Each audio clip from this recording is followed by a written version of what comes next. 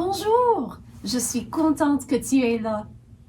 A-t-on jamais te demandé de faire quelque chose quand il te semblait que tu n'étais pas capable de le faire?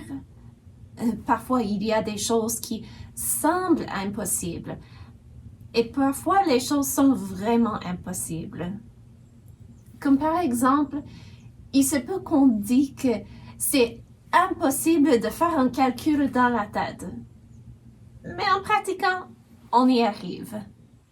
Mais si on te demande de flotter dans l'air sans l'aide d'un avion ou d'un autre appareil, c'est impossible.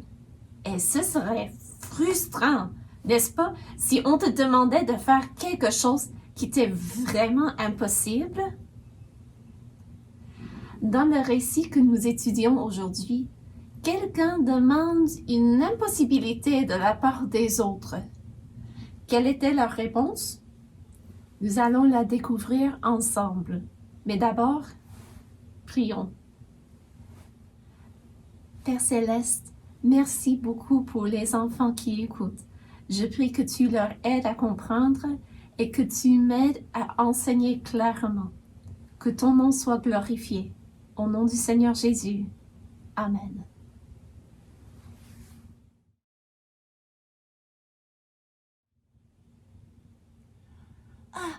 Ce serait frustrant d'avoir quelqu'un te demander de faire quelque chose quand c'est impossible. Ce serait comme demander à une marionnette de devenir une balle à soccer, une corde à sauter. C'est impossible. Je n'en veux plus, ça non plus. Mais j'ai été fait une marionnette et je resterai une marionnette. Mais il y a quelqu'un qui est capable de tout faire. Il peut voir même les pensées du cœur. Sais-tu c'est qui? C'est Dieu, que Dieu est grand. Quand je vois de près les coquillages et les oiseaux jouant dans le ciel bleu, quand la vague couvre le rivage, quand le soleil descend comme un feu, alors je comprends par ce langage que le Créateur est merveilleux. En été, quand les nuits... Excusez, je n'ai pas bien commenté avec la note, mais je recommence. En été, quand les nuits sont si claires, j'aime écouter le chant du criquet. J'aime aussi jouer dans la clairière ou vagabonder dans la forêt. Et je remercie Dieu mon Père d'être un créateur aussi parfait. Dieu nous dit ce qui s'attend de nous dans sa parole. Voici pourquoi c'est important de lire la Bible et de chercher à la comprendre, même si on ne comprend pas tout. Et c'est le cas pour moi, parce que je ne suis qu'un tout petit ours marionnette qui est toujours en train d'apprendre. Mais même si on ne comprend pas tout, on peut chercher à apprendre une petite chose à la fois. C'est pourquoi c'est important de passer du temps chaque jour en lisant la Bible ou en l'écoutant si tu ne sais pas encore comment lire. La parole de Dieu est merveilleuse. La parole de Dieu, c'est un livre merveilleux qui nous fait connaître le puissant Créateur. Oui, la parole de Dieu, c'est un livre merveilleux. Il faudrait l'ouvrir chaque jour, tous les jours. Oui, chaque jour. La parole de Dieu, c'est un livre merveilleux qui nous fait connaître Jésus notre Sauveur. Oui, la parole de Dieu, c'est un livre merveilleux. Il faudrait l'ouvrir chaque jour, tous les jours. Oui, chaque jour. La parole de Dieu, c'est un livre merveilleux qui nous fait connaître le secret du bonheur. Oui, la parole de Dieu, c'est un livre merveilleux. Il faudrait l'ouvrir chaque jour, tous les jours. Oui, chaque jour. Sais-tu, qu'une chose que la Bible nous dit ou nous révèle, c'est que Dieu est saint? Oui, il est vraiment saint. Dieu est saint, 3 fois saint, c'est le Créateur. Il envoya sur la terre son Fils Jésus le Sauveur, qui donna sa vie pour moi. Un jour sur une croix, Dieu est saint, 3 fois saint, qu'il soit béni. Dieu est saint, 3 fois saint, c'est le Créateur. Sa parole nous instruit, nous éclaire dans la nuit.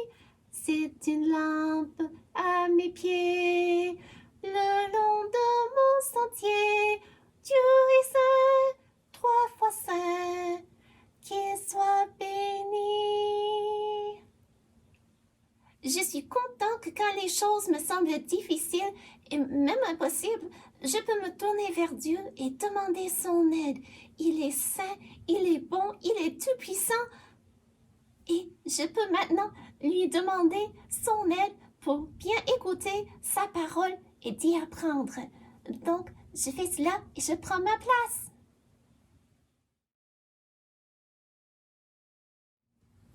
Un homme se retournait dans son sommeil.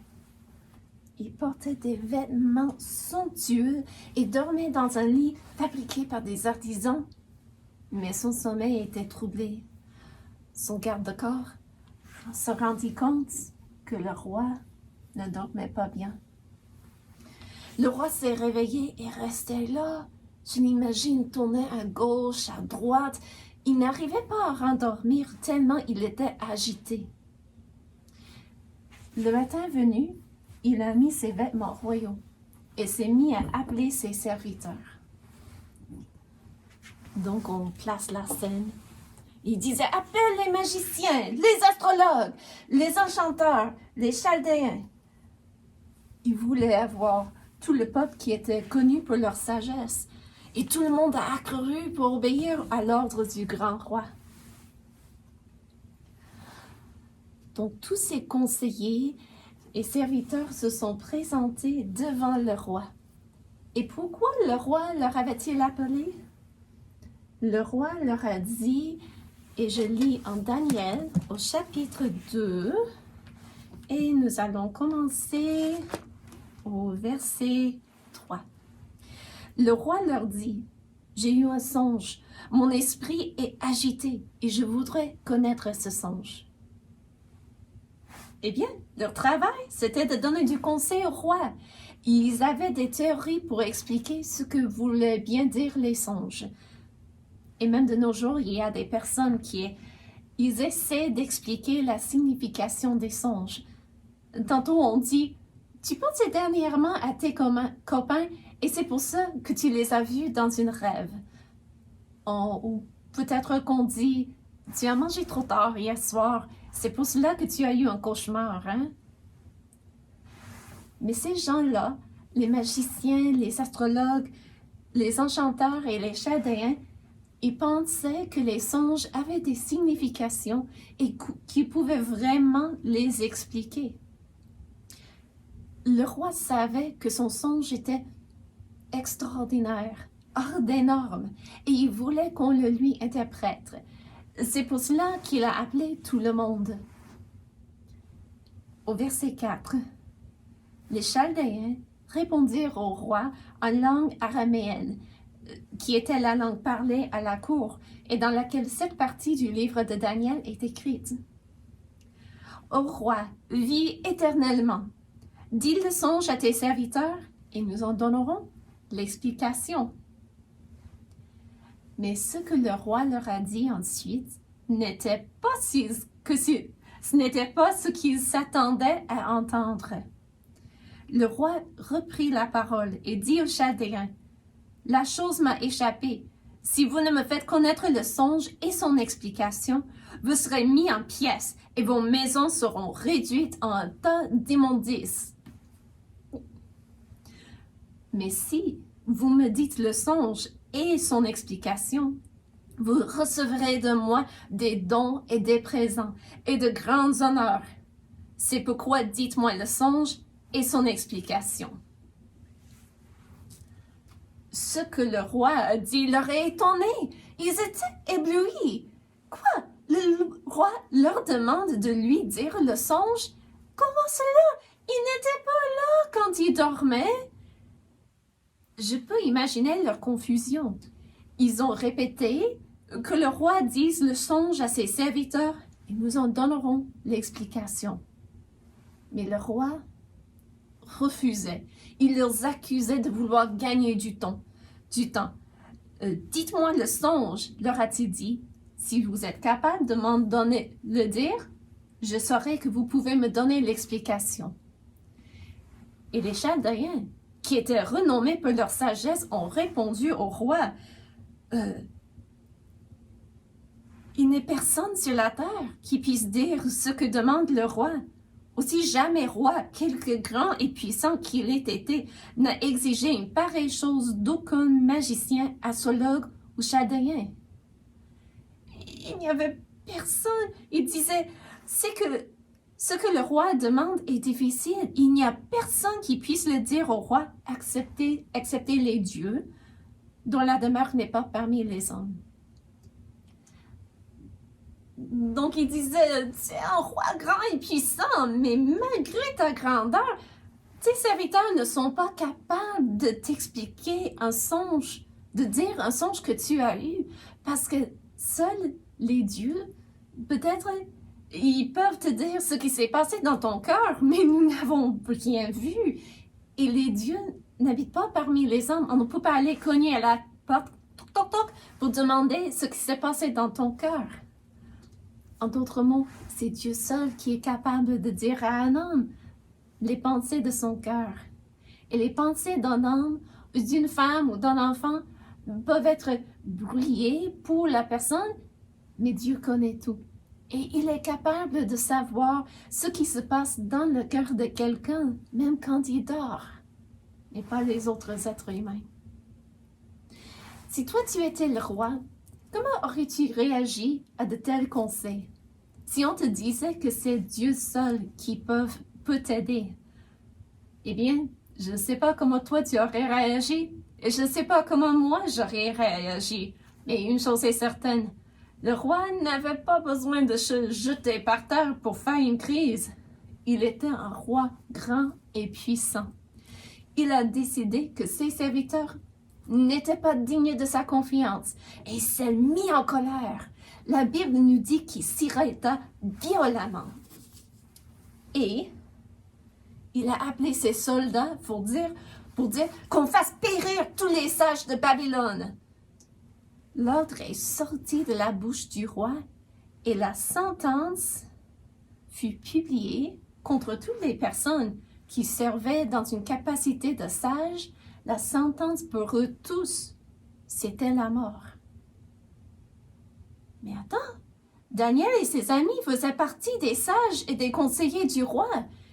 Ils étaient jeunes et ça ne faisait pas longtemps depuis qu'ils sont entrés en fonction, mais ils y faisaient partie. Que deviendrait-il? Tu dois écouter la leçon suivante ou lire dans le livre de Daniel pour savoir ce qui leur est arrivé.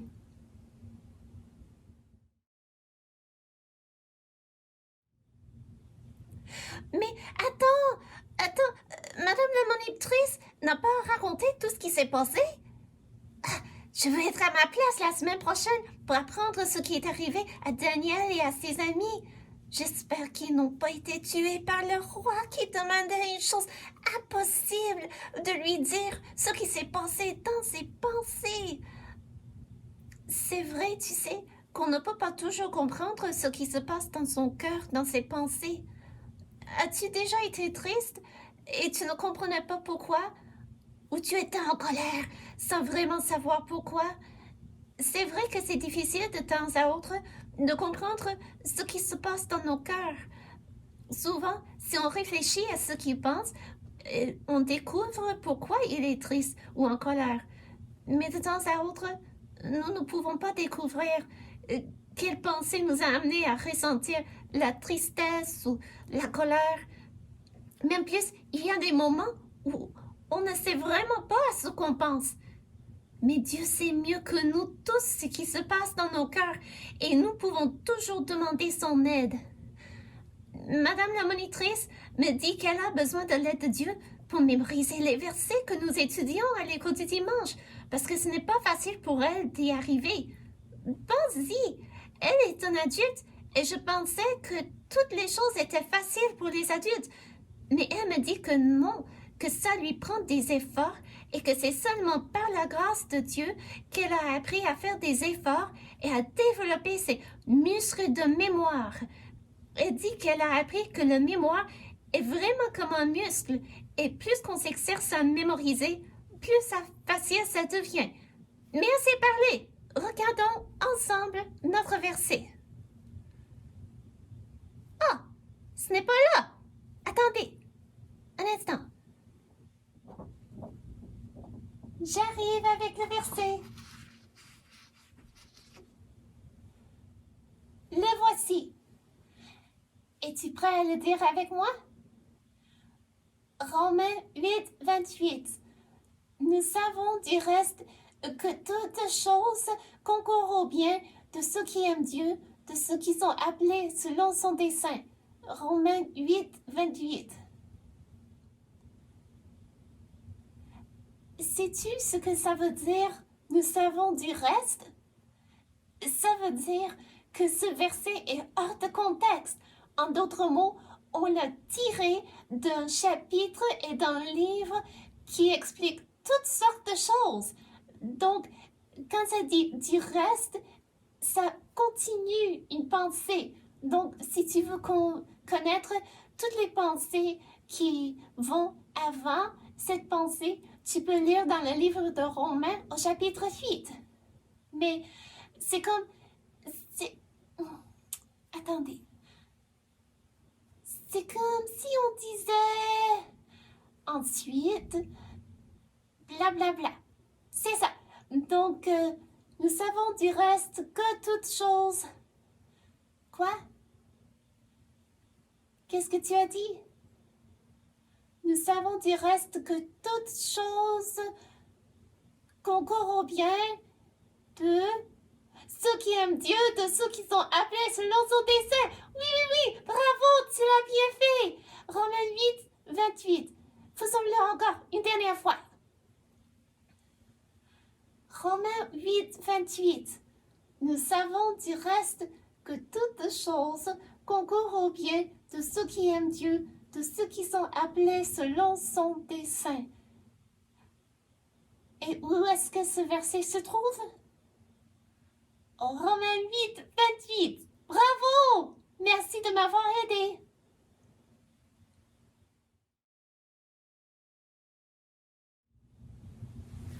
Avant de se quitter, pensons à ce que ce récit historique peut nous apprendre de Dieu.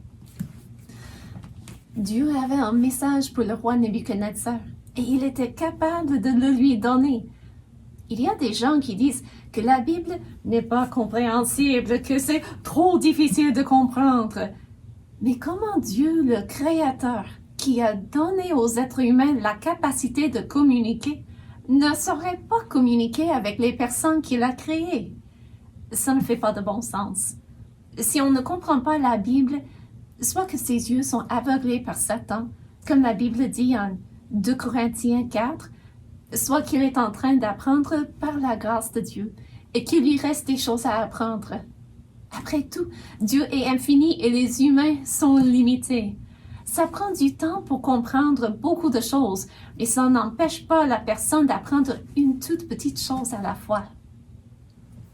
Aussi, Dieu est supérieur aux hommes, même des grands rois, parce que Nebuchadnezzar, dans toute sa gloire, n'était pas capable de comprendre lui-même ce que Dieu lui révélait, et il n'était pas capable non plus de chercher l'explication auprès des hommes. Dieu seul est le seul qui est capable de nous dire ce qui se passe dans nos cœurs. Malgré toute la gloire et honneur de Nebuchadnezzar, Il n'était pas au contrôle de ce qui se passait sur la terre. Dieu seul est au pouvoir et règne sur les royaumes des hommes. Qu'est-ce que ce récit nous dit au sujet des personnes? Les personnes ne peuvent pas contrôler tout ce qui se passe sur cette terre. Il y a des moments où on est impuissant, comme les Chaldéens qui étaient impuissants de dire au roi son songe, et comme le roi Nebuchadnezzar était impuissant pour expliquer son songe. Un garçon ou une fille peut penser qu'il ou qu'elle n'a pas de capacité, mais tout le monde doit reconnaître ses limites et doit aussi reconnaître que ses capacités viennent d'où? De Dieu. C'est lui qui donne la capacité de faire quoi que ce soit. C'est à lui seul que tous les êtres humains doivent rendre honneur et gloire parce qu'il leur permet de faire des choses. Et qu'est-ce que nous pouvons apprendre de cela pour nous aider dans la vie de tous les jours? Sais-tu que la Bible est plus qu'un livre de récits? Dieu nous a donné la Bible pour nous guider dans cette vie et pour nous aider à le connaître et pour connaître ce qui s'attend de nous, les êtres humains. Qu'est-ce qui s'attend à ce qu'on apprenne de ce récit? Je pense d'abord que ce récit nous rappelle que peu importe la position d'un homme, Dieu est plus grand. Il est le Tout-Puissant. Il est au contrôle de tout. Il est digne de notre adoration. Que tout le monde se fléchisse devant Dieu le Créateur. Prions. Merci Seigneur, que tu es grand. Tu es plus grand que nous. Tu nous donnes des capacités et nous devons reconnaître aussi que nous avons des limites. Mais toi, tu n'as pas de limites. Tu peux tout. Tu es au contrôle de tout et nous pouvons avoir confiance en toi. Aide-nous à t'aimer, à te craindre et à t'adorer. Au nom du Seigneur Jésus. Amen. Soyons résolus de reconnaître que Dieu est supérieur aux hommes. Il est digne de notre adoration. Et Dieu voulant, à la prochaine. Au revoir.